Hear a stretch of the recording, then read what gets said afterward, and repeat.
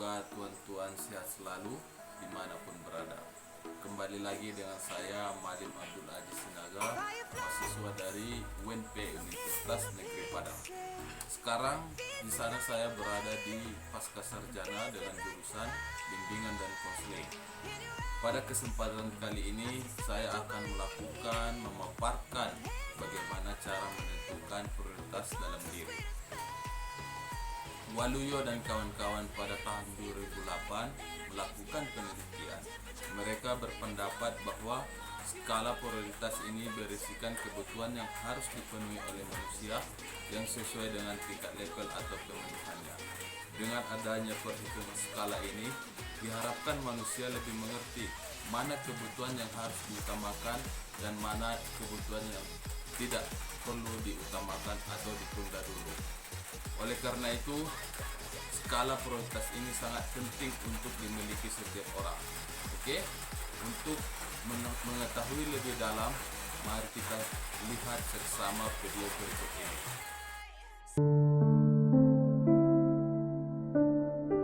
Bagian selanjutnya yang perlu kamu pahami sebelum menyusun skala prioritas adalah faktor-faktor yang mempengaruhinya. Terdapat 3 faktor utama pada proses pembentukannya. Adapun ketiga faktor yang mempengaruhi skala ini bisa kamu lihat pada poin bawah ini ya. 1. Tingkat pendapatan. Faktor pertama yang mempengaruhi skala prioritas seseorang adalah tingkat pendapatan. Tingkat pendapatan ini sangat berpengaruh terhadap kemampuan seseorang untuk melakukan transaksi atau khususnya konsumsi demi memenuhi kebutuhan hidupnya. Artinya, semakin tinggi pendapatan seseorang, maka ia akan memilih alternatif pilihan yang lebih luas untuk memenuhi kebutuhan hidupnya. Ini akan berlaku sebaliknya, yang berarti alternatif pilihan akan lebih sedikit ketika seseorang memiliki tingkat pendapatan yang rendah. Kemudian poin nomor 2, status sosial atau kedudukan dalam masyarakat. Tahukah kamu ternyata status sosial juga menjadi faktor penting dalam skala prioritas. Status sosial sendiri merupakan sebuah kedudukan sosial seseorang di masyarakat yang dipengaruhi dengan otomatis melalui usaha ataupun karena pemberian. Misalnya, kepala desa yang dipilih langsung oleh masyarakatnya, dan seseorang yang menjadi guru melalui sebuah uji kompetensi. Status sosial inilah yang akan mempengaruhi prioritas seorang individu dalam memenuhi kebutuhannya. Kita ambil contoh dari seorang kepala desa tadi ya. Seorang kepala desa dalam memenuhi kebutuhan harus mementingkan apa yang diperlukan oleh masyarakat desanya. Begitu juga dengan guru yang akan memprioritaskan untuk membeli peralatan mengajar dibandingkan membeli baju baru anaknya. Yang ketiga, lingkungan sosial. Terakhir adalah faktor lingkungan sosial yang ternyata juga mempengaruhi prioritas kebutuhan seorang individu.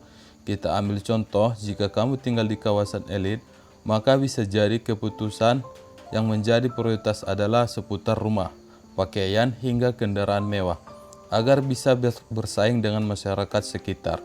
Berbeda jika kamu tinggal di lingkungan yang biasa saja. Mungkin prioritas kebutuhan hanya berkisar ingin berbelanja makanan atau pakaian baru saja. Pada prinsipnya, untuk memenuhi kebutuhan seseorang individu akan mendahulukan kebutuhan yang dianggap lebih penting. Kemudian bagian selanjutnya yaitu bagaimana cara menyusun skala prioritas agar tepat sasaran. Setelah kamu paham tentang faktor apa yang mempengaruhi skala prioritas, sekarang kamu sudah bisa memulai menyusunnya. Terdapat 4 tahap penting yang harus diperhatikan dalam menyusun skala prioritas ini. Kira-kira apa aja sih? Langsung saja kita bahas satu persatu melalui poin di bawah ini. 1. Tingkat urgensi. Menurut Kamus Besar Bahasa Indonesia KBBI, urgensi adalah sebuah keharusan yang mendesak. Melihat arti itu, dapat dikatakan bahwa urgensi ini adalah keadaan di mana kita harus mementingkan suatu hal dan harus segera ditindaklanjuti. Lantas, apa kaitannya dengan skala prioritas? Berdasarkan penjelasan di atas, urgensi merupakan sebuah tingkat kepentingan pada suatu kebutuhan yang harus dipilih dan harus didahulukan. Sehingga dalam menentukan sebuah pilihan, kita harus mampu memilah mana kebutuhan yang sangat urgen nih dan harus didahulukan pemenuhannya. Contoh penting penerapan skala prioritas dilihat dari urgensinya. Bisa kamu temukan dalam kehidupan sehari-hari. Misalnya, seorang siswa berangkat ke sekolah menggunakan sepeda motor. Namun ketika ia hendak menyalakannya ternyata motornya kehabisan bahan bakar. Dengan jelas pasti siswa itu akan membeli bensinnya untuk bisa sampai ke sekolahnya. Kemudian 2, kesempatan yang dimiliki. Sejalan dengan pepatah, kesempatan yang datang satu kali dalam hidup. Yang membuat kamu harus melihat kembali skala prioritasmu. Maksudnya seperti apa sih kesempatan yang dimaksud dalam skala prioritas ini? Kamu harus mampu melihat peluang dari pemenuhan kebutuhan tersebut. Jika dirasakan memang kesempatan itu jarang terjadi, maka akan timbul kemungkinan untuk mendahulukan kebutuhan tersebut. Hal sebaliknya, jika dirasakan kesempatan untuk memenuhi suatu kebutuhan sering terjadi, kamu bisa memilih kembali skala prioritas yang kamu susun. Pilihlah kebutuhan yang paling sedikit mendapat kesempatan untuk dipenuhi. Kemudian poin ketiga yaitu adalah pertimbangan masa depan. Jika diartikan, kita lebih membahas kepada prioritas jangka pendek. Sekarang kita akan masuk untuk jangka panjangnya. Kita harus mempertimbangkan masa depan dalam menyusun skala prioritas. Masa depan itu sendiri merupakan sebuah waktu di mana kita akan hidup, namun perlu dipersiapkan dari sekarang agar tidak keteteran. Kita seringkali nih dihadapkan pada pilihan yang sulit, di mana kita dituntut untuk mengurangi rasa menyesal di masa yang akan datang atas pilihan yang kita dahulukan.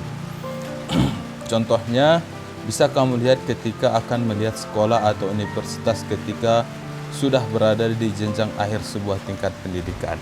Kita harus mempelajari dahulu jurusan atau bidang yang diinginkan agar bisa tahu prospek kerja ke depan seperti apa. Jika memang memiliki prospek yang bagus dan sesuai dengan kebutuhan, maka kamu bisa memasukkannya ke dalam list. Akan tetapi jika prospeknya kurang sesuai, maka kamu harus membuangnya agar tidak menjadi beban di kemudian hari. Kemudian kemampuan diri. Cara terakhir yang harus kamu pahami dalam menyusun skala prioritas adalah kamu harus paham dengan kemampuan dirimu sendiri. Karena kemampuan ini merupakan hal penting dalam menyusun skala prioritas. Sebaiknya